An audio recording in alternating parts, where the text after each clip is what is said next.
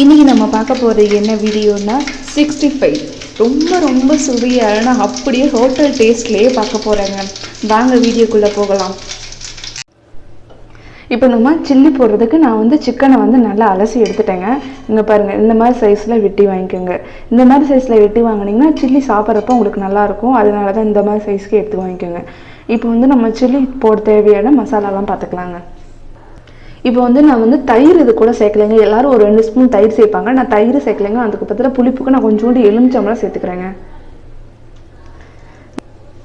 இப்போ இஞ்சி பூண்டு பேஸ்ட்டு 1 ஸ்பூன் போட்டுக்கலாங்க. இப்போ காரத்துக்கு தகுந்த மாதிரி 1 ஸ்பூன் வர மிளகாத்தூள் போட்டுக்கலாங்க. அடுத்து நம்ம வந்து சில்லி பொடி சேர்த்துக்கலாங்க. நம்ம காரத்துக்கு வந்து ஆல்ரெடி நம்ம வந்து வர மிளகாத்தூள் போட்டிருக்கோம், அதனால சில்லி பொடி பார்த்து போட்டுக்கோங்க. இப்போ வந்து இதை நல்லா பிணைஞ்சிக்கலாங்க.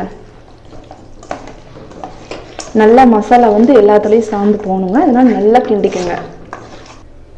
இப்போ வந்து நம்ம முட்டை ஊற்றிக்கலாங்க. நான் வந்து 1 முட்டை ஊற்றுறேங்க. முட்டை வந்து பார்த்து தான் ஊற்றிக்கணும், ரொம்ப முட்டை ஊற்றக்கூடாது. இப்போ இதை வந்து நல்லா கிண்டிக்கோங்க. இதை நல்லா கிண்டிக்கலாங்க.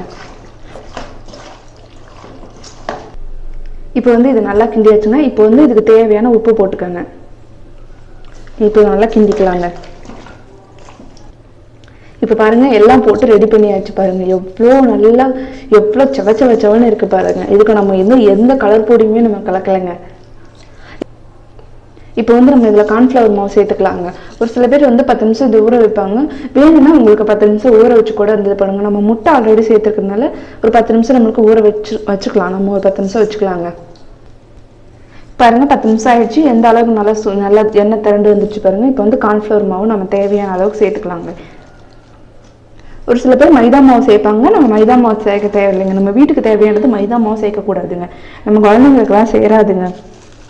இப்போ நான் 3 ஸ்பூன் போட்டிருக்கேங்க. இப்போ வந்து நல்லா கிண்டிக்கலாங்க.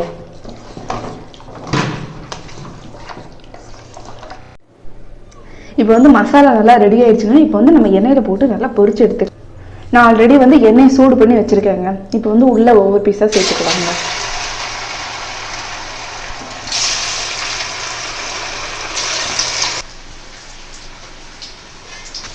இப்போ பாருங்கள், நல்லா வெந்துக்கிட்டு இருக்கு பாருங்கள். வெந்துட்டு இருக்கும்போதே பாருங்கள், எங்களுக்கு வாசம் வந்து நல்லா வர ஆரம்பிச்சிச்சு.